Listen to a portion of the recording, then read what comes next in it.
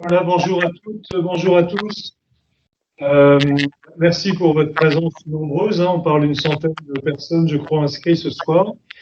Donc j'ai la lourde mission de faire le démarrage de ce live à partir de mon école, mais c'est pas le sujet. Je vais peut-être simplement vous signaler pour la bonne forme, pour que tout le monde soit à l'aise avec ça, que nous souhaiterions lancer un enregistrement qui donc a démarré au moment où on se parle. Donc si un des ou une des participantes a un réel souci avec ça, c'est le moment de nous le faire savoir. Vous avez le chat pour ça, que je vais d'ailleurs avoir également une deuxième lourde charge ce soir, de regarder attentivement pour passer des questions. Alors, voilà, écoutez, à côté de moi, il y a les gens importants ici. Yannick qui préside le cluster Grand Ouest, Claire qui le dirige, et puis last but not least, évidemment, Rémi Chal, le plus breton de toutes les personnalités du EdTech français, et qui dirige aussi, bien évidemment, toute cette dynamique EdTech de main de maître, voilà, avec beaucoup de fun. Et on n'a pas fini, je pense, d'en parler, pas seulement ce soir. Merci Rémi de nous avoir rejoints en real life. Vous remarquez, je le dirais, je le dis aussi pour qu'on n'en parle plus, que si nous n'avons pas de masque, c'est parce que, un, il y a une distance, malheureusement, sociale entre nous, et puis des éléments de plexiglas bien réels qui vont nous permettre de vous parler sans masque, ce qui va être d'ailleurs assez agréable à la fin de cette journée bien chaude du côté de Rennes. Merci Thomas. Bienvenue à tout le monde, hein. Bienvenue aux adhérents, aux membres de l'association, bienvenue à tous ceux qui ne sont pas encore membres de l'association, parce que c'est vraiment un moment qu'on attendait, pouvoir faire cette rentrée tous ensemble. Alors, quid de la convivialité qu'on avait vraiment envie et dont on avait besoin, parce qu'on souhaitait pouvoir tous se retrouver en physique. Malheureusement, c'est pas possible. Alors, à nous d'être agile et de savoir s'adapter. On a réussi à trouver cette manière, vous allez voir, dans cette réunion pour que ce soit quand même le maximum convivial. Et c'est super pour tous ceux qui jouent le jeu, qui sont à droite à gauche et qui vont nous retrouver au fur et à mesure, parce que il y a des personnes qui sont en plusieurs endroits, qui vont aussi pouvoir prendre la parole, qui vont pouvoir montrer que ce regroupement, le EdTech Grand Ouest, c'est quelque chose qui vit sur plein d'endroits. Et alors, j'avais envie de faire un petit... donner la parole et un petit coucou spécial à plusieurs personnes qui sont des membres actifs de l'association et qui sont des adhérents. Par exemple, il y a Suzon qui doit être en ligne, Suzon Bossant des Volides. Je ne sais pas, est-ce que Suzon est là et est-ce qu'elle peut prendre la parole, par exemple? Suzon, est-ce que en ouvrant le micro, on peut te voir ou t'entendre? Alors là, je ne sais pas si vous me voyez.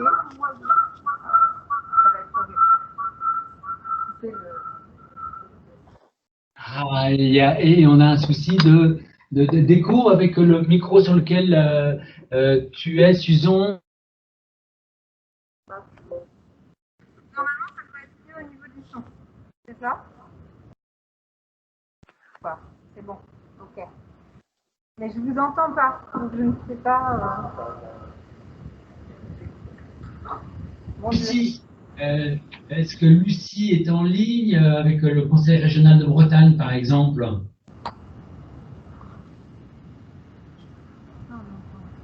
Oh.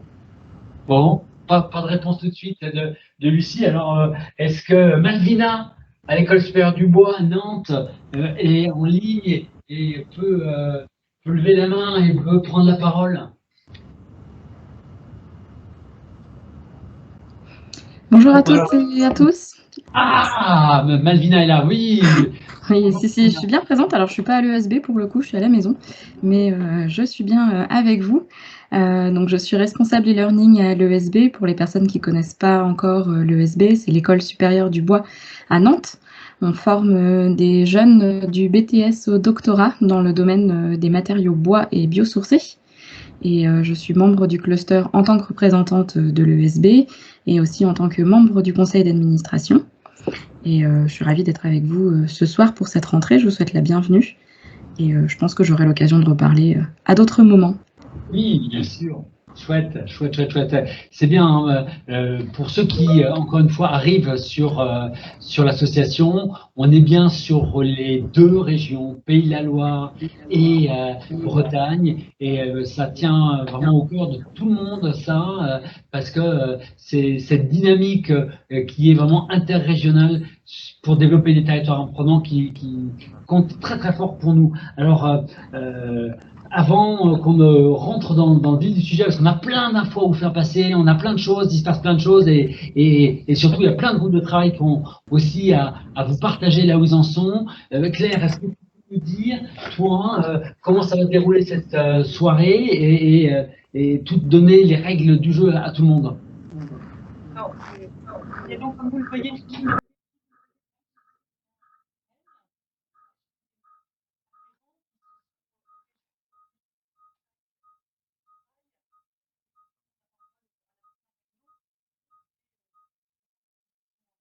depuis le démarrage du cluster. Donc, on les voit avec ce fond de briques et de jardin. Peut-être que vous pouvez nous faire un petit coucou pour qu'on vous imagine. Voilà, voilà. Donc ça, ce sont donc les membres adhérents engagés dans les équipes de travail. Par ailleurs, les autres membres qui sont là à distance, il y en a quelques-uns dont les logos sont affichés. C'est aussi bien des collectivités, des associations territoriales, des écoles, des organismes de formation et bien sûr des startups EdTech. Donc ce sont la représentativité de tous ceux qui œuvrent pour faire de ce grand territoire un Ouest apprenant. Peut-être juste les consignes. Donc on est donc l'équipe à Rennes School of Business, les quelques-uns des membres engagés au Lab 61, les autres à distance. On aimerait donc pouvoir à la fois bien sûr enregistrer, donc merci pour ceux qui sont pas OK de l'avoir signalé. Et puis on va donc ouvrir ce chat pour pouvoir continuer à échanger. Et puis moi je reste bien sûr à poste, comme je le dis plusieurs fois, pour chacun de vous, bien sûr pendant la réunion, mais aussi après pour répondre à vos questions, pour mettre en œuvre toutes nos actions. Voilà. Même réunion à chacun. Alors, oui, il y a une dernière petite consigne, merci Thomas, de Klaxoon.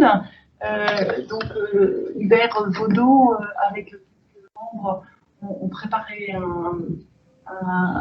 une petite interaction Klaxoon. Donc, le lien est affiché dans le chat. J'espère que vous avez pu chacun vous connecter et suivre comme ça les interactions qui sont proposées.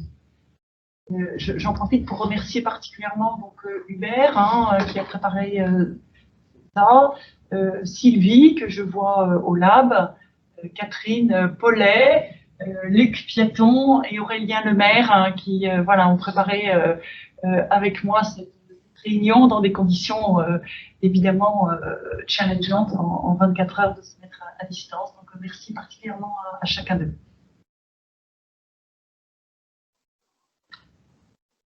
Voilà, on va donc démarrer sur un panorama sur les EdTech. Donc on vous propose de commencer par chacun répondre et partager notre vision aujourd'hui. Où est-ce qu'on en est de notre vision commune sur les EdTech, ce qui permettra à Rémi de prendre la parole et d'enrichir notre vision évidemment avec la sienne et tout ce qu'il apporte de l'écosystème français voire international.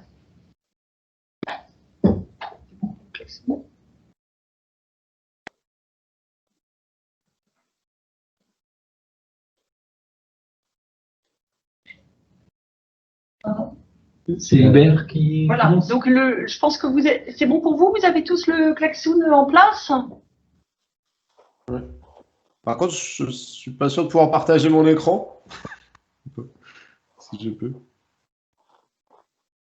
En tout cas, Alors, priori, les participants à distance ne peuvent pas partager leur écran. Ah, zut. Ok. Ouais.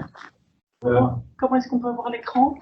Alors, le plus simple, Moi, je fais une copie à la fin. non, mais on peut faire un petit envoi d'email. Par contre, Thomas, vous Oui. pouvez, puisque vous êtes Je vais organisateur. mettre je vais mettre mon adresse email là dans le chat. Je récupère éventuellement, si c'est possible, un fichier et je le partage. Mais autrement, Hubert, tu vas pouvoir faire la copie d'écran en fin des mots que tu Ouais, auras c'est ça. et tu vas pouvoir le mettre dans le chat. Comme ça, tout le monde pourra le voir au travers du chat. Ouais. Ah oui, voilà, oui. Oui, c'est Parfait. peut-être plus simple encore, oui, bien sûr. C'est toi qui pilote et qui nous dit si tu as assez de monde. Quand tu penses qu'il y a assez de réponses, eh ben, Ça marche. Pas mal, je pense. Et nous, on va avoir besoin de voir afficher le chat, par contre, Alors. si c'est possible. Parce que En tous les cas, on voit qu'au Lab 61, vous êtes bien ça concentrés. travaille. Ça travaille. Merci. Alors, si c'est le chat, il va falloir que moi, je partage mon écran. Sinon, ouais. Si vous avez besoin, je peux faire le relais pour le chat. Moi, j'ai le chat. Sinon, Oui. je peux faire la partie chat. Non, mais c'est bon, là, j'ai l'œil dessus. Est-ce que tu peux partager déjà quelques éléments pour que Rémi réponde directement? Ça charge, normalement. Voilà.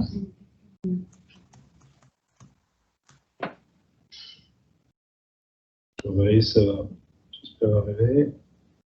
Bon, ouais, on voit que ça bosse, c'est bien. Nous, on est tranquille parce que nous, on n'a même pas vu passer la question. Donc, tu peux nous la rappeler, Hubert, s'il te plaît? C'est qu'est-ce que les tech, la question? Vous avez 2 heures. Laissez partager, c'est OK.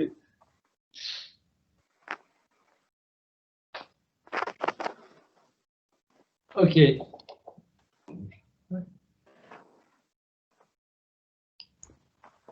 Attends, on va le voir s'afficher nous parce que pour l'instant, on a un super grand écran, très chouette. Il est... Non, mais je le vois chez Thomas. Je pense que tout le monde l'a reçu tout le monde l'a eu en chat. Hein. Il est dans le chat, mais pas nous. je peux pas le partager. D'accord. Toi, tu l'as, Claire? Non. Le chat, tu n'arrives pas à nous le visualiser? Elle est super dynamique. Si, on va le faire comme ça. Regardez. Voilà. Ah, magnifique! Yes. Oh. Merci. Rémi. Alors c'est à moi. Oh là là. C'est D'abord, merci de m'avoir invité. Je suis très heureux d'être là. C'est un peu surréaliste de venir à Rennes pour être en visio, mais comme je suis venu plus tôt, ça m'a permis de passer une journée très chouette. Et c'est toujours un plaisir de venir ici. Après, on va se retrouver après cet événement, j'espère, pour pouvoir partager un peu. Alors, qu'est-ce que les tech? Dynamique, collaborative, réseau, collective, innovation, professionnelle, convivialité, partage, des échanges, groupes, partage de pratiques. Il y a un tout petit pédagogie quand même qui est quelque part. En tout cas, ce que je relève dans tout ça, ce qui me fait très plaisir, c'est que ce sont surtout des valeurs qu'on retrouve.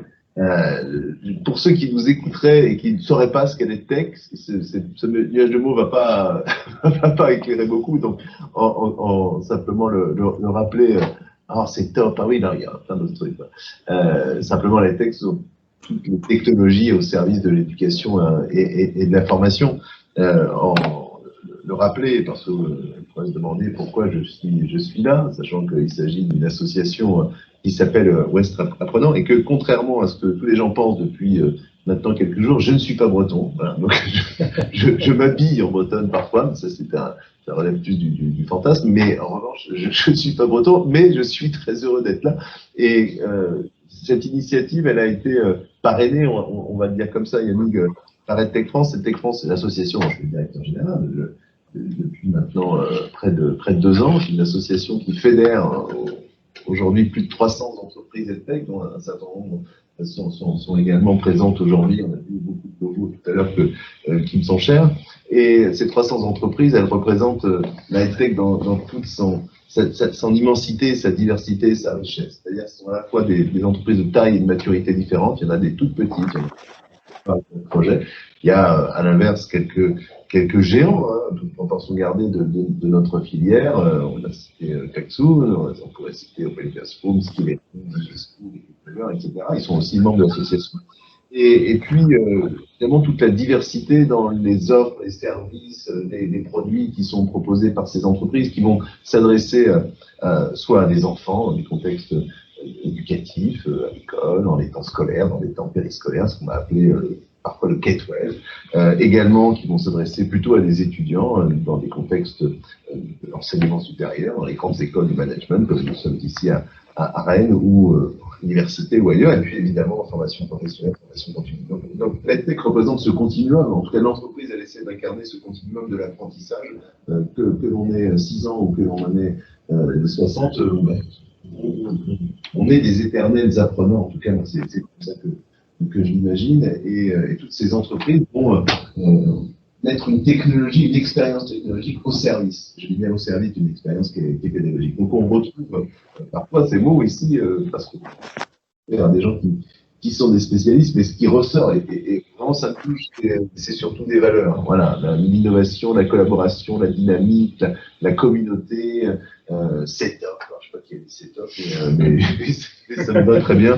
Voilà, parce que c'est aussi ce qu'on souhaite faire, c'est montrer un visage enthousiaste de notre filière, une filière qui est encore récente, hein, notamment en France, et qui, et j'insiste sur ce point, est présente sur tout le territoire. C'est-à-dire que EdTech France, c'est pas EdTech Paris, et la EdTech, c'est pas un truc parisien pour les Parisiens. Les apprenants sont partout, les formateurs sont partout, les besoins de monter en compétences sont partout, et puis surtout les entreprises innovantes sont partout. Il y a près de la moitié des entreprises membres d'EdTech France qui ne sont pas en région parisienne, et qui sont parfois même au cœur de la ruralité. Et puis il y en a un certain nombre dans la région Bretagne-Pays de la Loire. C'est ici qu'est née la première initiative territoriale. C'était en février 2019. On était venu avec Yannick, à l'époque à Rennes.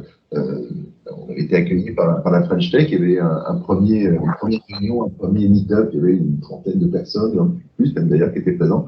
Yannick les avait fait bosser, parce que dans la tech on bosse. Voilà. Et ça a été la première pierre de cette association qui aujourd'hui a beaucoup grandi, grâce notamment à Claire, et puis grâce à toute l'énergie de ceux qui bénévolement vont donner de leur temps, vont partager leur réseau pour faire du Grand Ouest un territoire apprenant. Donc, voilà, je suis heureux de revenir un an et demi plus tard. Ça m'a permis de reciter ma photo de Bretonne par ailleurs, mais je suis heureux de revenir et de voir que tout ça a grandi et que moi j'ai juste été celui avec Yannick, en tout cas qui a lancé la première graine, et puis après il y a une gamme, elle pousse. Et évidemment, le moment est particulier, on vit tous collectivement une période qui est compliquée, qui est difficile. Mais on est entre deux plaques de plexiglas, et puis on n'a pas nécessairement nos élèves face à nous. La période du confinement a également été très particulière, bien sûr. Et ça a été pour la EdTech une expérience. Il y aura, je ne sais pas s'il y aura un monde d'après, différent du monde d'avant. En tout cas, pour la EdTech, il y aura probablement un avant et un après, parce qu'au moment où les écoles, les universités, les centres de formation ont fermé, au moment où on ne pouvait plus être les uns avec les autres pour notamment vivre des expériences d'apprentissage, il a bien fallu se débrouiller autrement. Et là, le numérique a montré l'apport qu'il pouvait avoir pour garder un lien. Et on a pu, grâce au numérique, et notamment grâce à l'engagement, assurer une forme de continuité pédagogique. L'association EdTech France a lancé une plateforme, vous vous en souvenez peut-être, qui s'appelle solidaritéedtechfrance.fr, j'en ai aujourd'hui, mais pendant 3 mois, a permis à plus de 300 entreprises de se mobiliser pour proposer gratuitement un outil, un service, une plateforme, une ressource, parfois la totalité de leur catalogue, à destination des enseignants, à destination des familles, à destination des formateurs, à destination des écoles, à destination des universités, pour assurer cette continuité pédagogique. Je le dis publiquement, même si je l'ai déjà dit, mais tout ça en grande partie grâce à ce monsieur qui est à côté de moi, grâce à Yannick, parce que c'est une initiative qu'on a copilotée avec d'autres, mais tout ça est d'abord parti d'une conversation téléphonique qu'on a eue peu de temps après que le président eut annoncé la fermeture des lieux d'enseignement. On s'est dit, mais il faut faire quelque chose, et c'est comme ça que cette plateforme est née. Elle a permis de démontrer, encore une fois, l'utilité des solutions numériques. Elle a permis de démontrer l'engagement aussi et les valeurs qui sont partagées par les entrepreneurs. Pour autant, ça n'est qu'une partie du chemin, parce qu'on voit bien que cette continuité pédagogique, elle est parfaite, évidemment. C'était la grande débrouille. Ceux qui en ont les premiers profité en servent de solutions technologiques, parfois nord-américaines. Et au-delà de cette question technologique, la question qu'on doit se poser aujourd'hui, c'est d'abord et avant tout une question pédagogique. Le terme de pédagogie est revenu à plusieurs fois dans ce nuage de mots. La technologie, elle est utile, bien entendu. C'est comme ça qu'on peut continuer de se voir, c'est comme ça qu'on peut continuer d'échanger, c'est comme ça, mais ça ne résout évidemment pas toutes les questions. D'abord, on a vu que tous égaux face à la technologie, parfois des familles, des enfants, des apprenants n'avaient pas accès à des outils, n'avaient pas accès à des ordinateurs, n'avaient pas accès au réseau. On a bien vu que personne n'était prêt à cette situation. On a commencé par le système éducatif, les enseignants n'étaient pas formés, les entreprises elles-mêmes ont été prises de court. Il y a beaucoup de plateformes qui ont sauté. Et on va résoudre ces questions-là. C'est pas tellement le sujet. Le sujet, c'est maintenant, dans le monde d'après ou dans le monde du pendant, comment est-ce qu'on tire le meilleur profit, le meilleur parti numérique au service de l'éducation et de la formation. Et moi, c'est ça qui m'intéresse. Les sujets qu'on porte ne sont pas des sujets technologiques. Dans EdTech, on dit parfois Ed comes before Tech. D'abord un sujet d'éducation. Je crois fondamentalement que, crise sanitaire ou pas, le monde a profondément changé, le paysage est devenu numérique depuis que chacun, à commencer par nos élèves et nos étudiants, a un smartphone. On a accès du bout des doigts à une foultitude d'informations. On a aussi accès à une foultitude de distractions. Le paysage est devenu numérique. Et ça, on ne peut pas l'ignorer. L'école ne peut pas être le seul lieu qui résisterait. Ça n'aurait évidemment aucun sens. D'autant que nos élèves, aujourd'hui, sont nés avec ces outils. Ça ne veut pas dire qu'ils savent les maîtriser. Je ne comprends pas dans la facilité du digital natif. C'est pas parce qu'on sait lire un livre, qu'on sait écrire des romans. C'est pas parce qu'on sait utiliser une appli qu'on comprend comment fonctionne un algorithme. Mais pour autant, ils ont cette habitude que n'ont pas nécessairement toujours les professeurs. Donc, il faut intégrer ce paramètre-là, changer probablement sa posture d'enseignant, être capable d'avoir l'humilité de dire qu'on n'est pas le seul à savoir quand on rentre dans une salle de classe, que d'autres peuvent savoir également, que d'autres ont accès aussi en temps réel à l'information, peut-être devenir davantage un coach, devenir davantage un mentor, devenir davantage un accompagnateur que celui qui simplement transmet, peut-être être celui qui anime les connaissances, peut-être être capable de se dire que chaque élève, chaque étudiant, chaque apprenant peut aussi être lui-même producteur de savoir, producteur de connaissances, le fameux apprentissage entrepreneur qui est cher aussi à Yannick. Donc, hors le contexte de crise sanitaire, parce que l'high-tech c'est pas fait pour ça, c'est pas fait pour répondre aux crises sanitaires, bien entendu, il faut être en capacité de se dire le numérique peut venir, non pas perturber, mais enrichir mon expérience, que je sois formateur ou que je sois élève. Et dans cette période qui s'ouvre, je voudrais que nos réflexions elles soient tournées vers ces sujets-là.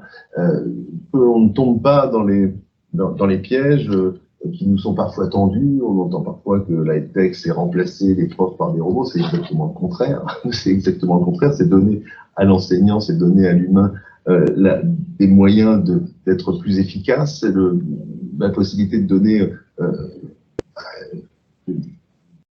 des astuces pédagogiques. Il faut aussi repenser la façon dont on construit un cours, dont on construit une expérience d'apprentissage. Il y a dans cette salle un jeune homme qui est là, qui est le réalisateur du jour, mais qui est aussi ingénieur pédagogique. Je crois qu'il a choisi le bon métier parce que c'est le métier d'aujourd'hui, c'est le métier de demain. Des ingénieurs pédagogiques, on va en avoir besoin à côté des enseignants pour les accompagner dans ces nouvelles pratiques. Voilà, je crois beaucoup dans cette période qui s'ouvre à la formation des formateurs, la formation des enseignants et les entreprises EdTech et des initiatives telles qu'elles sont vécues ici dans ce territoire apprenant, elles sont faites pour ça, pour nous accompagner tous vers une transition, une transformation qui d'abord et avant tout est pédagogique. Et très bien formé l'université de Rennes 2. Ah oui. Je me disais, mais que vient faire l'université ici? Oui, Maëlan, c'est comme ça qu'on dit? Maëlan Pajot, voilà, Maëlan Pajot. Elle me suit sur LinkedIn, il va avoir plein d'admiratrices ce soir. Formé à l'université de Rennes 2, embauché à Rennes School of Business, et voilà, un métier d'avenir, ingénieur pédagogique. Et simplement un dernier mot, vous avez vu parfois ce terme de cluster EdTech. On va devoir l'abandonner. Hein. Définitivement, il va falloir trouver autre chose. Donc, on pourra lancer peut-être un nouveau klaxon, si on a le temps, pour trouver des alternatives à cluster qui n'est plus tellement à la mode aujourd'hui. Voilà. De même que les cheveux bleus, Luc, hein, je te le dis, les cheveux bleus, c'était bien en 1992 quand on faisait la tectonique, mais c'est terminé. Donc, on arrête avec les cheveux bleus et on arrête avec les clusters. Voilà. Je me réserve le droit d'intervenir à tout moment. Peut-être, je trouverais, merci Rémi, que tu complètes sur la façon, pour répondre justement à ces demandes des apprenants et tout ce qui est en train d'émerger, comment la communauté tech se positionne et comment collectivement on peut poursuivre le mouvement, notamment autour du plan de relance et des projets développement des territoires. Alors, c'est évident que sortie de non, comme ça, on a d'abord lancé avec France une stratégie une grande étude d'impact pour connaître l'impact de la crise sur les entreprises de la filière. On a révélé les premiers résultats en juillet, les résultats complets seront révélés fin septembre. Et d'abord, on a vu la capacité de résilience dont ont super preuve les entrepreneurs. Il vaut mieux être dans la tech que dans l'événementiel sportif, c'est très probable. Pour autant, toutes les entreprises n'ont pas vécu, ne vivent pas la crise de la même manière. Hein. C'est pas la même chose selon qu'on a un outil pour faire des classes virtuelles ou selon qu'on a un outil pour interagir en direct dans une salle de classe avec des apprenants. C'est pas la même chose quand on est une grande entreprise ou quand on vient de réaliser une levée de fonds ou quand on n'a pas de trésorerie et qu'on est une entreprise très jeune. C'est pas la même chose quand nos clients arrêtent ou reportent sine-die les plans de formation qu'ils avaient prévus, ou lorsque, au contraire, on est une période où notre outil notre ressource va être saisie par de nouveaux clients. Donc, c'est une période qui a été vécue de manière différente et toutes les entreprises de tech vont souffrir, ça c'est certain, et il y aura probablement aussi un peu de casse. Je le précise parce que parfois on a l'impression que voilà, c'est formidable pour la tech, c'est pas formidable pour la tech, c'est formidable pour personne cette situation, et il y a beaucoup d'entreprises qui vont rencontrer des difficultés. La période qui s'ouvre désormais, vous avez suivi un plan de relance, 100 milliards d'euros. Dans ce plan de relance, le terme EdTech était écrit. Hein. Alors, sur 296 pages, on le trouve une fois, mais enfin, j'étais déjà content de le trouver. Et puis, surtout, il était mentionné dans les marchés prioritaires du plan de relance. C'est vrai qu'on a beaucoup parlé d'éducation pendant la crise, on a parlé de santé également, et que, de fait, l'éducation et l'éducation par le numérique est devenue une des priorités du gouvernement. On ne peut que s'en réjouir. Il y a, par rapport aux 3 segments de notre marché, des enjeux qui sont différents. S'agissant de l'enseignement scolaire, il y a une initiative qui a été annoncée très tôt par le ministre Blanquer, qui est celle des États généraux du numérique pour l'éducation. Ces États généraux ont lieu début novembre à Poitiers, des États généraux territorialisés qui ont lieu en ce moment même et jusqu'à fin octobre. Il y aura probablement ici, bien entendu, vous pouvez retrouver les dates sur le site de l'Éducation nationale. Là, c'est pour la filière, évidemment, une une date et un rendez-vous qui est important parce que nous sommes associés à ces états généraux, nous participons à des réunions comités filières qui sont organisées par la direction du numérique pour l'éducation. Et l'enjeu ici, c'est pour nous, en tout cas, de démontrer l'apport qui a été celui des entrepreneurs privés, en tout cas pendant la crise, et de se saisir de ce temps pour que, enfin, le numérique entre véritablement à l'école. Le marché du scolaire, il y a un marché, est très compliqué en France. Il y a des freins qui sont structurels, des marchés publics, par exemple, mais aussi surtout les processus d'achat. Celui qui utilise une solution numérique en classe, c'est un enseignant, c'est un établissement scolaire, et celui qui la paye, c'est la collectivité. C'est pas la même collectivité selon qu'on parle d'un collège, d'un lycée, d'une école élémentaire. Donc tout ça fait que c'est un marché qui est très compliqué. Et puis il y a aussi des freins qui sont culturels. Il y a une méfiance à l'égard du numérique, qui est un peu en train d'évoluer, parce que précisément, il y a une accélération des usages et des gens se sont saisis d'outils qui ne pensaient pas être capables de se saisir, tant mieux. Mais il reste pour autant une méfiance à l'égard du secteur privé, à l'égard des entreprises privées. Il est arrivé de lire, considérer que l'high-tech, c'était le loup du capitalisme dans la bergerie de l'éducation. Enfin, il faut mal connaître les entrepreneurs high-tech pour raconter des trucs pareils, parce que pour en voir, moi, toute la journée, je veux dire que souvent, notamment ceux qui travaillent sur le secteur scolaire, sont des anciens professeurs, sont des enfants de professeurs, sont des gens qui ne sont pas là pour faire fortune, parce que sinon il ferait mieux de faire autre chose, mais qui sont là parce qu'ils pensent vraiment que c'est grâce au numérique qu'on peut transformer, améliorer le système éducatif. Et que l'avenir d'un pays se construit d'abord et avant tout à l'école. Donc là, il y a vraiment un enjeu majeur pour nous dans ces états généraux du numérique pour l'éducation auxquels nous sommes associés, encore une fois, de montrer ce que nous sommes capables de faire et d'inventer une façon de travailler entre acteurs publics et acteurs privés. Donc la filière a fait des propositions, on pourra y revenir, notamment une d'entre elles qu'on a appelée le chèque EdTech. Alors ça fait pas très 2020 de parler d'un chèque, mais au moins on voit de ce dont il est question. L'idée étant de rapprocher l'achat des utilisateurs et que ce soit les enseignants eux-mêmes qui puissent, en parfaite adéquation avec leur liberté pédagogique, choisir d'utiliser telle ressource et de l'acquérir auprès des entreprises privées. Le deuxième segment de notre marché, c'est celui de l'enseignement supérieur.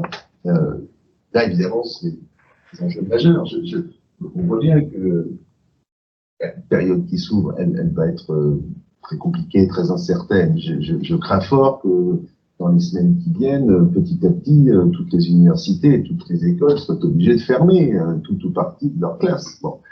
Et dans ce cas-là, il faudra bien continuer d'enseigner et le faire probablement un peu mieux que ce qui a été fait pendant le confinement où on était dans une extrême précipitation. Donc cette question de l'hybridation des formations, qui était déjà quelque chose qui était dans l'air du temps. Il pensait bien avant que le confinement ne l'y oblige.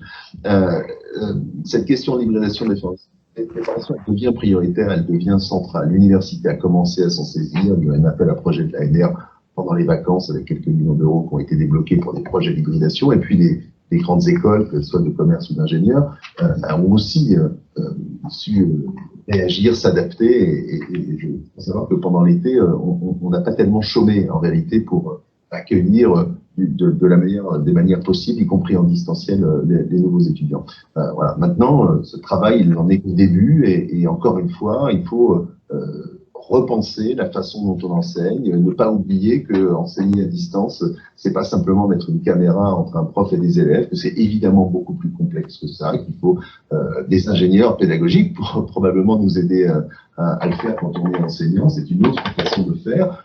Il y a parfois des résistances au changement, mais moi je trouve que le changement peut être extrêmement profitable. Donc là, il y a aussi tout un discours d'accompagnement. On ne va pas le remplacer, mais que ça va lui permettre de mieux enseigner, de mieux engager ses élèves, de garder leur attention. Et attention Hubert, parce qu'il y a une mouche qui est dans ton bureau. Bref. Ensuite, le troisième segment du marché, c'est parce qu'on voit Hubert en très grand là. Voilà. Donc, coucou. Et le troisième segment du marché, qui est celui de la formation, continue de formation professionnelle, il est directement visé par le On a vu pendant le confinement, il y a des décisions qui ont été prises, notamment pour faciliter la formation à distance.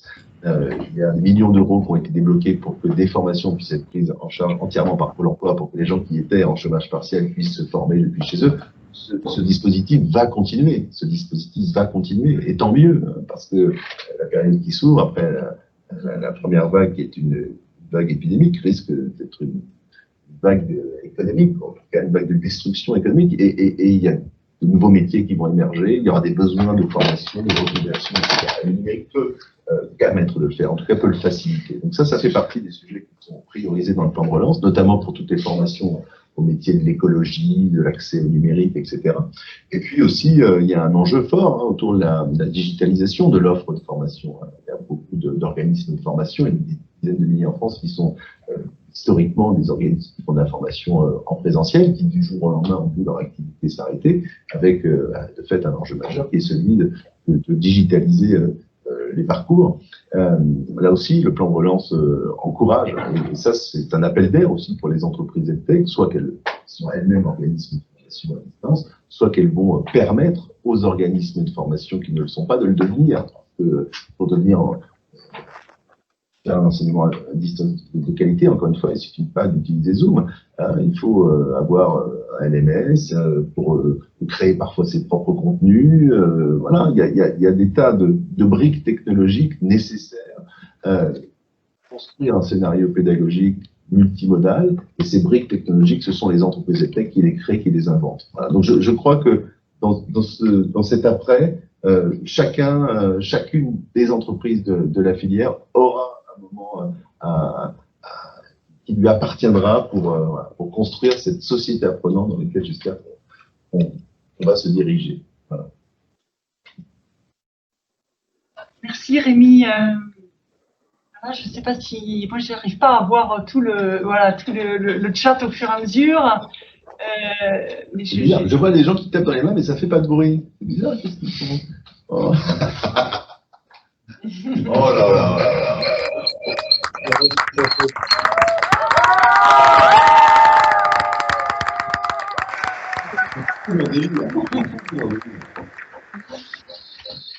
Voilà, ce que je propose maintenant, pardon, j'arrive pas à vous suivre du coup, c'est qu'on prenne un temps d'échange sur savoir comment est-ce que, à partir de cette vision des EdTech et dans lequel, à la hauteur des applaudissements, je pense qu'on est plusieurs à s'y retrouver, comment est-ce que sur le territoire du Grand Ouest, on s'est approprié et comment on se met en mouvement collectivement.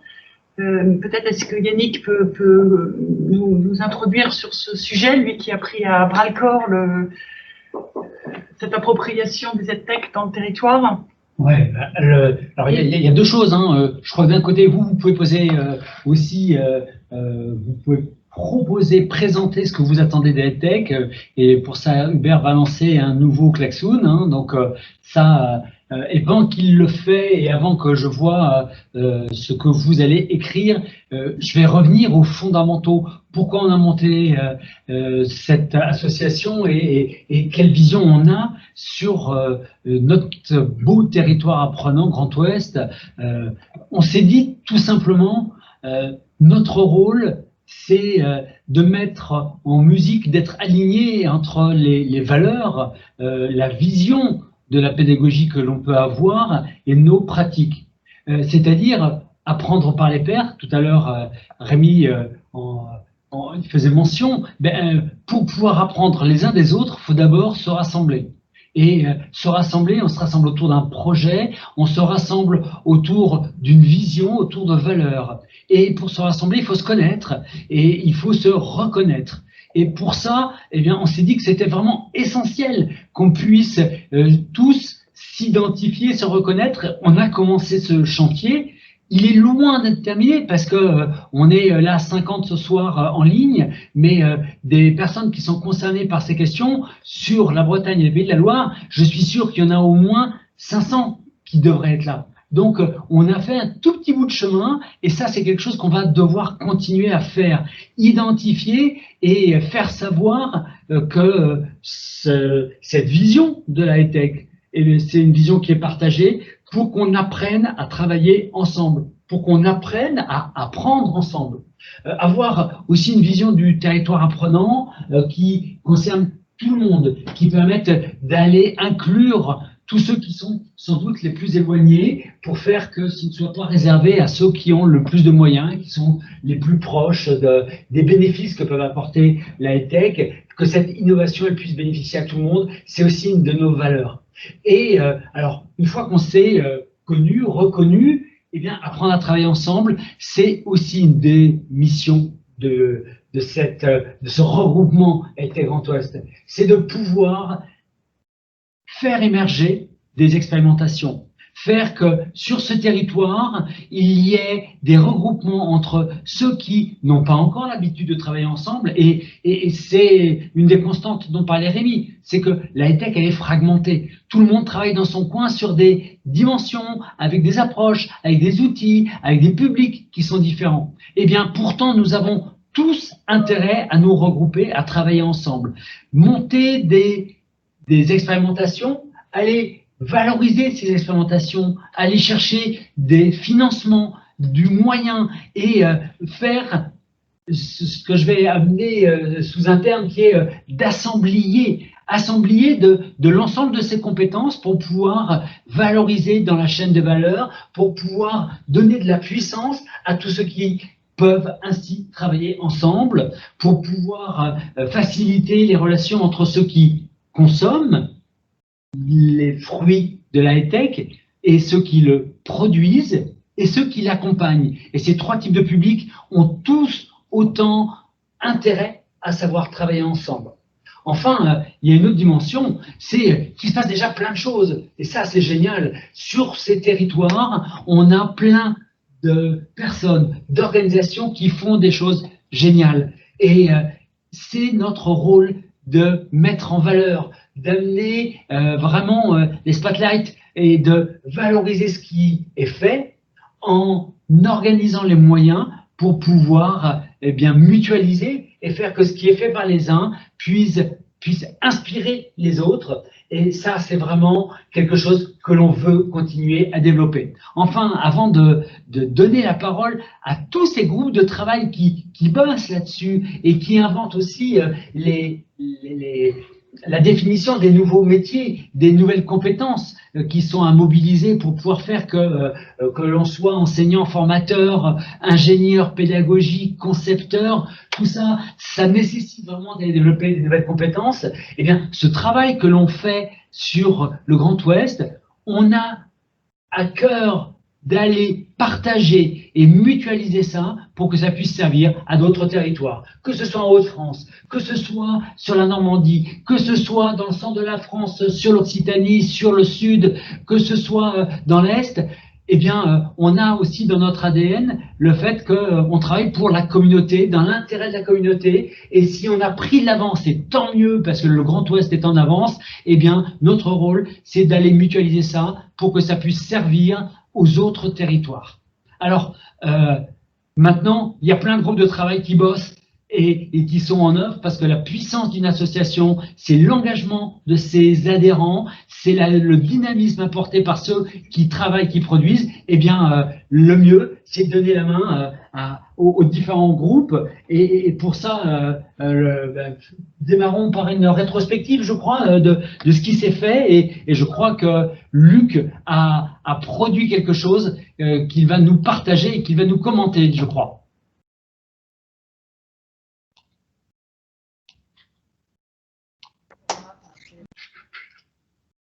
On recommence.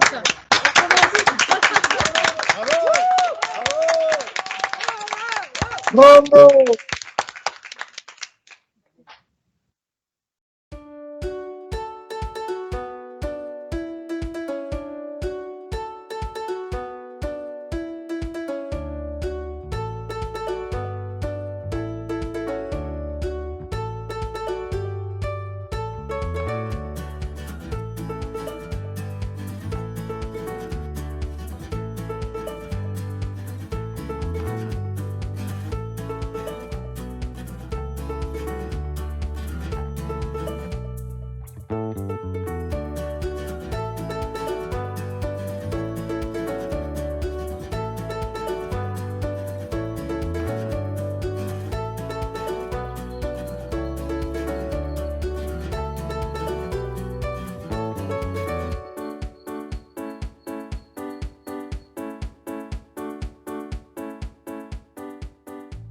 si le son ne fonctionne pas bien, on va peut-être passer tout de suite la parole aux responsables des équipes qui sont donc au Lab 61. Est-ce que on peut commencer peut-être par l'équipe communication qui pourrait nous présenter les travaux? Je crois qu'il y a Malvina, Sylvie ou Philippe. Est-ce que l'un de vous peut nous dire ce que vous avez fait? Je vais laisser la parole à Philippe parce que je pense qu'ils ont préparé quelque chose pour vous. Alors Philippe est président fondateur d'une start-up qui s'appelle Trident, qui est basée à Angers. Et donc il anime avec Malvina Vieux, qui est donc la membre du CA et qui travaille à l'école du bois. Ils animent tous les deux une équipe pour développer la communication des adhérents de l'association et évidemment développer la communication des valeurs et des projets que l'on porte. Bonjour à tous. Donc pour vous expliquer un petit peu est-ce que vous nous entendez déjà? Très bien. Ok, parfait.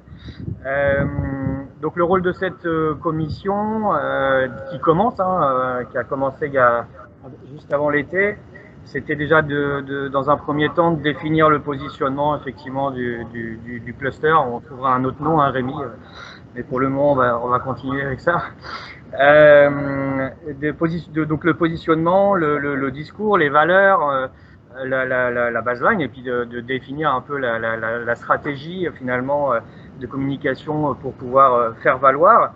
On a commencé à faire une ébauche, mais qui est bien avancée, d'une baseline, ou ce qu'on peut appeler un insight en fait, pour vraiment positionner. On a travaillé sur un SWOT pour identifier les différents acteurs en fait qui se trouvent sur le territoire du Grand Ouest, et ainsi pouvoir positionner du coup le discours des Tech Grand Ouest.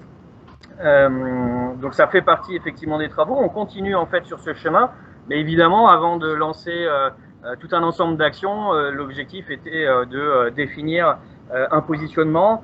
Le rôle de cette commission, ça va aussi du coup à terme d'être de se poser les bonnes questions et de travailler les bons outils pour promouvoir l'association, son discours, ses membres bien évidemment, ses actions, ses événements, faire connaître l'asso auprès des pouvoirs publics, des startups, des écoles, des professeurs, des consultants et d'autres que je dois oublier probablement, et donc mettre en place en fait les outils adéquats de manière à diffuser le message sur le territoire dans le but de faire rayonner effectivement ce territoire apprenant. On se réunit environ 1 à 2 fois par mois, pour le moment de manière plutôt 2 fois par mois de manière assez soutenue pour essayer de lancer ce démarrage avec du coup toute l'équipe, donc Malvina, Sylvie, Claire et moi-même pour le moment. Voilà à peu près l'ensemble des missions de la com. Super, merci Philippe, et puis merci voilà, et ton engagement sur cette équipe. Donc je propose qu'on passe la parole à une autre équipe. Qu'est-ce qui est prêt au lab à poursuivre? L'équipe webinaire avec Luc. Alors l'équipe webinaire, donc on avait comme… Luc et Sylvie. Sylvie, il faudrait que tu parles un peu plus près du micro.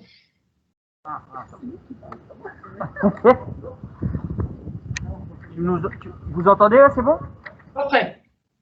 Ok, donc ouais, les missions des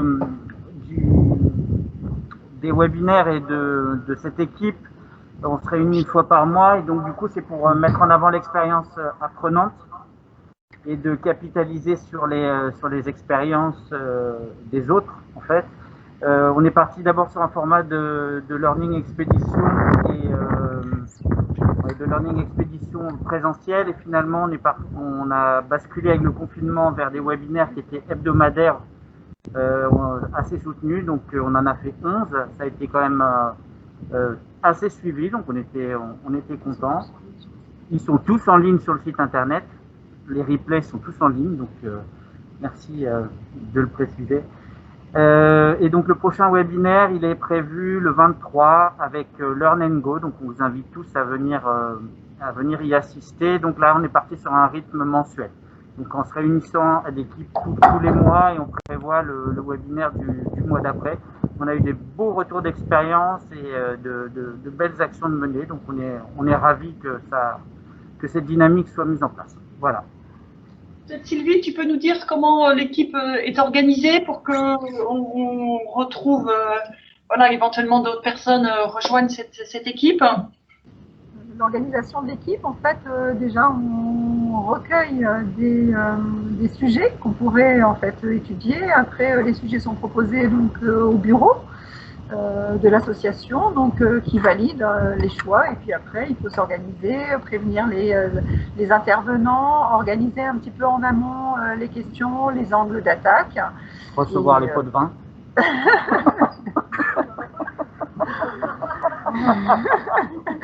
Bon, ça, c'est pas prévu, mais... Les apéros. Donc voilà. Et en tout cas, essayer d'avoir un champ large d'action et donc d'expérience en fait à partager.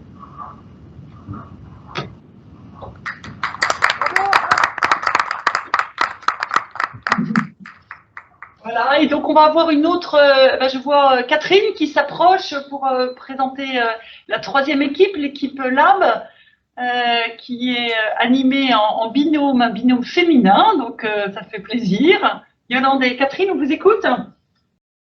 En fait, oui, c'est l'équipe métier. Plus proche, il faudrait que vous rapprochiez du micro.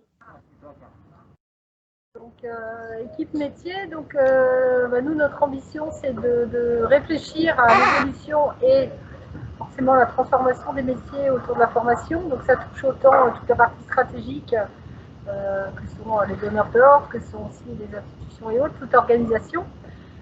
Aussi la partie fonctionnelle, donc les responsables formation, ingénieurs formation, jusqu'aux formateurs qui interviennent sur la dimension opérationnelle, avec en ligne de mire quand même, bien sûr, l'apprenant. C'est vrai que là, c'est notre fil conducteur et puis c'est le fil conducteur de tous. Hein. À partir de l'apprenant, qu'est-ce qu'on va pouvoir, comment on va évoluer, comment on va se transformer, puisqu'on est sans cesse, ça évolue tous les mois. On est presque aussi évolutif que les IT, hein, non? Donc voilà, donc on travaille, alors on a un rythme qui est à confirmer, on pourrait dire, puisque là c'est vrai qu'on a chaque journée de travail qu'on a pu déjà réaliser.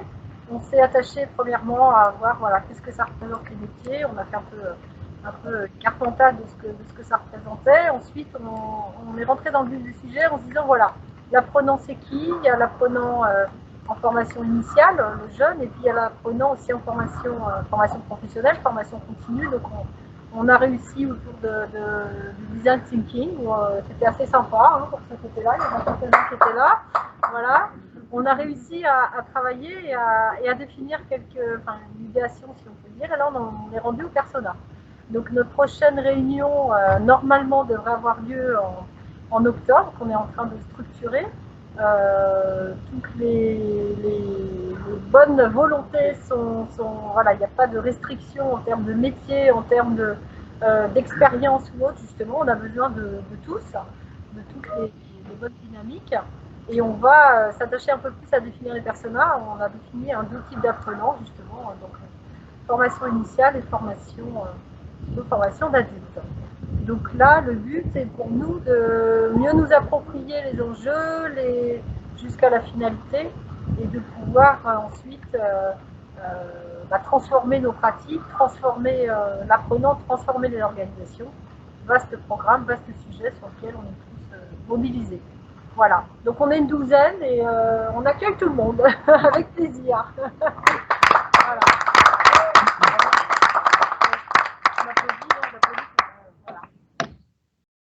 Voilà, il manque peut-être l'équipe de la cartographie. Alors là, je pense qu'elles sont plutôt à distance de mémoire. Est-ce que Cyril a pu nous rejoindre et est-ce qu'on pourrait lui passer la parole, Cyril Thibault ou Denis Abgral? Est-ce que vous voyez? Je vois un CT. Un CT, c'est peut-être Cyril. Est-ce qu'il a la capacité de prendre la parole?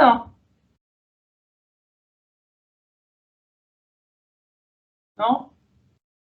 Peut-être Yannick, tu peux présenter comment l'équipe, toi qui suis de près, l'équipe cartographie, et puis on passera après la parole à... Ok, ouais, alors il y a ce groupe de travail qui fonctionne lui aussi maintenant depuis pas mal de mois, qui est ouvert, hein, encore une fois, là-dessus, on a besoin de nouvelles compétences aussi pour venir. Nous sommes en train de faire un pilote en faisant une première cartographie qui présente sur la chaîne de valeur les acteurs EdTech sur le Grand Ouest, positionnés en fonction de leur rôle, soit parce qu'ils produisent, qu'ils accompagnent ou qu'ils consomment des éléments de la EdTech.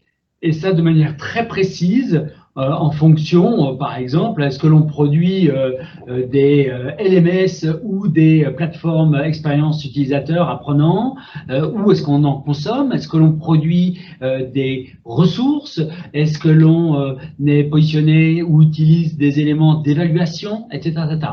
Il faut avoir une cartographie précise de qui fait quoi, y compris pour tous ceux qui accompagnent ou ceux qui financent.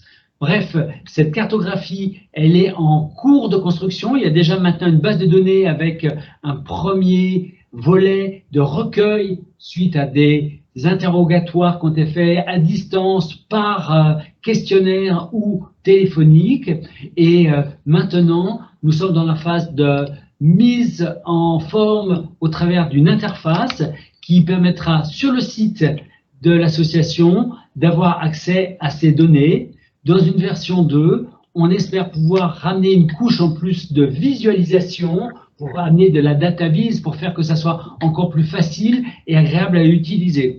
Et ce que l'on espère bien, c'est pouvoir après mettre ça aussi à disposition des autres régions pour que chacun puisse venir alimenter et s'approprier pour faire au niveau national cette base de données qui un jour à terme pourra prendre le relais de feu l'Observatoire EdTech qui ne concernait que les startups EdTech et qui a fini son activité il y a maintenant presque un an. Et il y a un vrai chantier, non seulement de construction, de valorisation et après aussi évidemment de maintenance de cette base pour qu'elle se déploie et se perfectionne. Donc on est vraiment sur cette phase pilote et là-dessus, toute personne qui est intéressée par ces questions-là, eh bien, on l'invite à venir nous retrouver.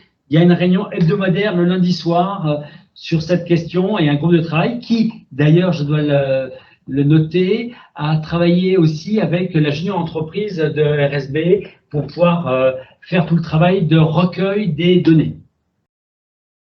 Voilà, Cyril vient de m'indiquer là, donc qui est membre du CA et qui coordonne cette équipe avec brio.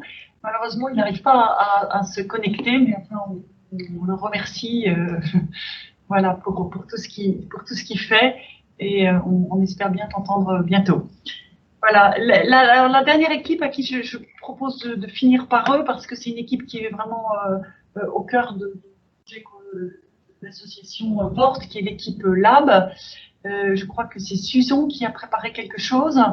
C'est Aurélien. C'est Aurélien. Leurs travaux, je crois qu'il y a une image voilà, qui vient d'arriver sur le chat. Ouais, on va faire ça en duo parce que on est également répartis ce soir avec Susan qui est au lab et moi qui suis à domicile. Alors, le rôle du lab dans le cluster EdTech, ça va être de développer des projets EdTech en lien avec le territoire.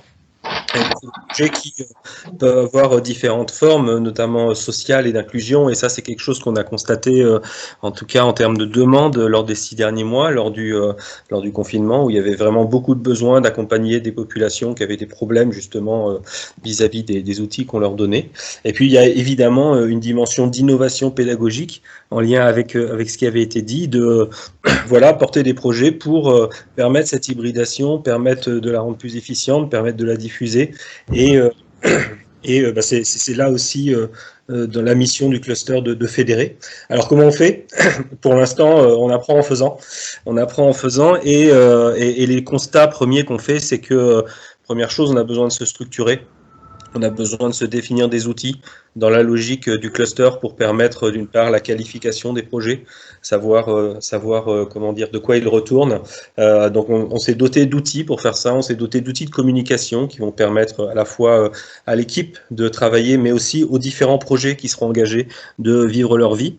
Et puis le deuxième axe, c'est surtout, on s'est aperçu qu'on est dans une période nouvelle où finalement les besoins sont pas clairement exprimés. Alors on a beaucoup d'initiatives qui sont prises, beaucoup d'argent qui est mis sur la table. Néanmoins, en termes de besoins concrets, c'est pas encore complètement défini. Donc on va travailler de plus en plus en amont pour avoir une vision beaucoup plus claire des besoins et donc avoir du coup des réponses plus adaptées. Voilà, donc il y a une belle équipe qui s'est réunie autour du lab, Hélène, Claire, Suzon, Hubert, Lionel, Catherine, Frédéric, Stéphane et Sylvie. Donc on se réunit évidemment très régulièrement pour aborder les sujets qui sont en cours ou sur la table, pour savoir comment les diffuser au sein du réseau. Et évidemment, toutes les bonnes contributions sont bonnes à prendre, puisque clairement, on a une masse de projets qui arrivent, et plus on est nombreux, plus on aura de capacité à les analyser et à les faire connaître au sein du réseau, au sein du cluster. Voilà.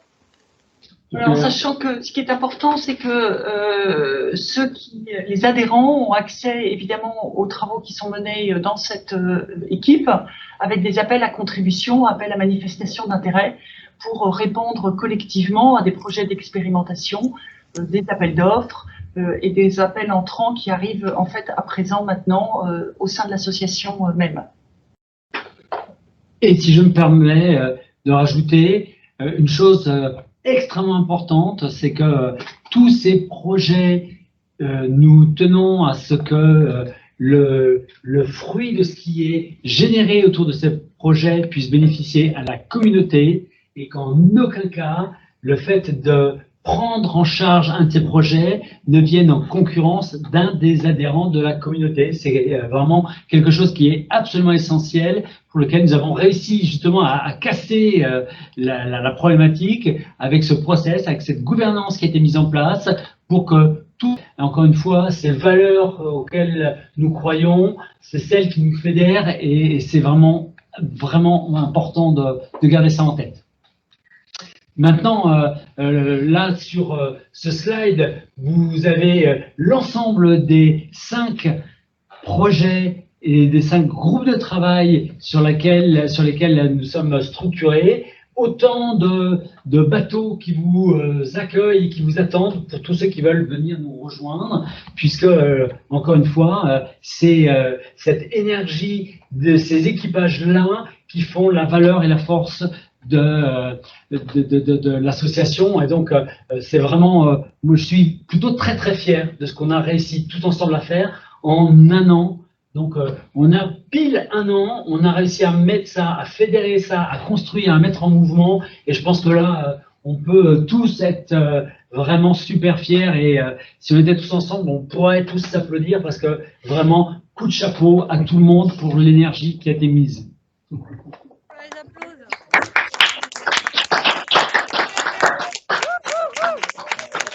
Nous,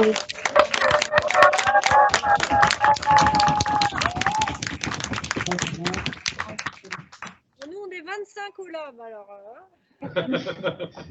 Ah oui, c'est pour ça, il y a 100 personnes, mais ouais, en fait, il y a beaucoup plus de présents que de connectés, quoi. Alors, malgré évidemment les conditions sanitaires, on espère bien se retrouver aux 4 événements qui sont prochainement à venir. Donc le premier, c'est dès la semaine prochaine, un rendez-vous webinaire autour de Learn and Go et puis l'Académie de Rennes. Donc on aura la chance de pouvoir avoir leur écho et échanger sur la façon dont l'école de demain se présente à cette rentrée EdTech. Le lendemain, nous partirons à Nantes, tous autour se retrouver dans la Digital Week pour une journée, une soirée apprenante à travers les différentes dimensions de la Digital Week.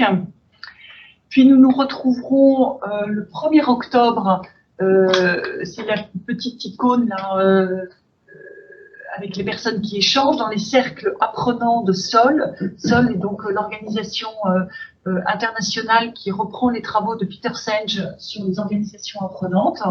Et donc, ils nous ont demandé, au titre d'un exemple, voire d'un modèle de territoire apprenant, de venir témoigner de ce que l'on fait donc pendant cette journée dédiée au territoire apprenant à Paris le 1er octobre. Et puis nous aurons la chance d'être co-partenaires, co-amis évidemment du Learning Show qui aura lieu quelques semaines après. Voilà, donc vous connaissez bien l'historique.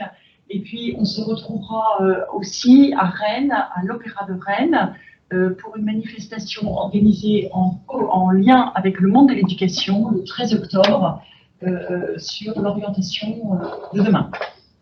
Voilà, donc ça nous fait déjà nos 5 rendez-vous pour ce trimestre. On espère bien sûr tous qu'il soit au minima une partie en présentiel. Et puis sinon, vraiment, les prochains rendez-vous, c'est dans les équipes de travail qui sont en petit effectif. Et voilà, vraiment, contactez-moi pour que je vous mette en relation directement avec les membres dont vous avez entendu les témoignages.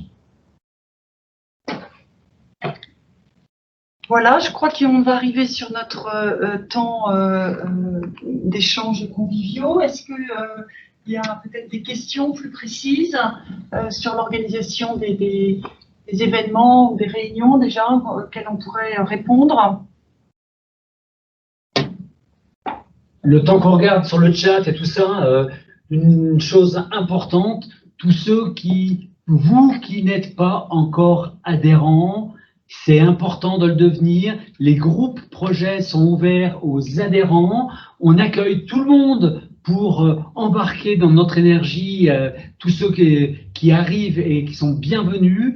Et contactez-nous, venez discuter, rencontrer les adhérents pour vous qui êtes nouveaux. Et à un moment donné, eh bien, passez par le site et le lien sur Hello Asso pour pouvoir prendre part et devenir vous aussi un des acteurs engagés dans l'association. On va, pour cette année, aller développer en faisant une campagne d'adhésion, parce qu'on a besoin, ça fait partie des moyens dont on a besoin. Plus nous serons nombreux, plus nous remplirons notre mission et plus nous aurons une légitimité reconnue par le Conseil régional de Bretagne, maintenant bientôt reconnue aussi par le Conseil régional des Pays de la Loire, et qui vraiment nous a identifiés. On a des vrais bons soutiens sur les territoires au niveau, pas simplement politique, mais au niveau de ceux qui financent et de ceux qui font. Et ça, c'est vraiment notre grande fierté. Donc, venez nous rejoindre.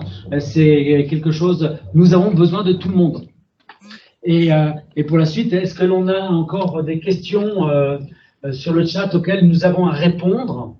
Il y a une question de Johan sur la prochaine date de l'équipe métier. Il y a une réponse déjà. Je renvoie à Catherine. C'est bon, elle a répondu. Ah, hein. elle a répondu, formidable. Nous attendons la confirmation d'intervenants pour finaliser la date. Et Johan a répondu, ok, merci. Parfait. Voilà. Moi, j'aurais envie de redonner la parole peut-être à Rémi, qui veut nous conclure, voilà, nous donner un coup d'envoi sur cette année Grand Ouest. En fait, vous me faites trop d'honneur, là. Je vois les affiches, là, sur le groupe LinkedIn, il y a ma tête en gros, là. Non, mais non, vraiment, là, j'ai l'impression d'être dirigeant nord-coréen, donc non, je tiens à préciser, ce n'est pas moi qui exige... Il y en a qu'un, de toute façon, donc ça peut pas être tout. Ce n'est pas moi qui exige de ma tête partout. Non, encore une fois, moi, je suis bluffé parce que, évidemment, il m'arrive... pas autant que je souhaiterais, mais de participer à quelques réunions du bureau. Je suis évidemment sur les réseaux ce que vous faites, et avec Claire, on s'appelle souvent, et Yannick est un compagnon de route depuis que je suis entré dans cette aventure de la tech. Mais aujourd'hui, je prends véritablement conscience de tout chemin qui a été parcouru en un temps qui est très court. Et ce qui me touche aussi, c'est de voir, là, vous voir, là, à 25, en train de risquer presque votre vie, là, et j'espère qu'il n'y aura pas le cluster du cluster. Mais à mobiliser du temps et de l'énergie c'est une association, ça ne marche que parce qu'il y a des bénévoles qui à un moment donné la font vivre, qui s'engagent et qui n'en attendent pas de profit personnel immédiat. Voilà. Et je suis très très touché par cet engagement qui est le vôtre. Et voilà, je crois que une première année comme ça augure d'une suite qui sera nécessairement extrêmement riche, quoi. Avoir réussi à construire cette communauté, vraiment, rendez-vous compte, hein, alors, en si peu de temps et avoir autant de réalisations, avoir réussi à prendre autant d'argent à la région Bretagne par ailleurs. Donc, Yannick est venu me chercher en Tesla flambant neuf. Il a tout compris, ce garçon. Non, blague à part, je suis vraiment très touché. Je remercie évidemment Thomas de Rennes, qui a été aussi des premiers pour la petite histoire quand j'étais venu avec Yannick à Rennes. J'avais rencontré Thomas le lendemain, on avait déjeuné ensemble, on se connaissait de ma précédente. Et à la fin du déjeuner, il m'a dit Banco, je soutiens l'association, et ça s'est fait comme ça très facilement. Et 1 an et demi plus tard, revenir être ici à côté de Thomas et de voir toutes ces réalisations, voilà, ça montre bien que l'énergie est là, on peut faire des choses formidables, on peut déplacer des montagnes. Donc bravo à tous, c'est vous dont la tête devrait apparaître partout, c'est certainement pas la mienne. Donc bravo et merci pour tout ce que vous faites ici et ailleurs. Bravo, ben merci beaucoup à tout le monde. Bravo. Merci aussi. Une question de Catherine? C'est pas une question, mais je pense qu'on a la même chose avec Luc, c'est qu'on voudrait remercier Claire, puisque c'est elle qui fédère tout ça et que c'est elle qui sait nous rassembler aussi et nous motiver. Et puis, merci à elle. Bravo, bravo.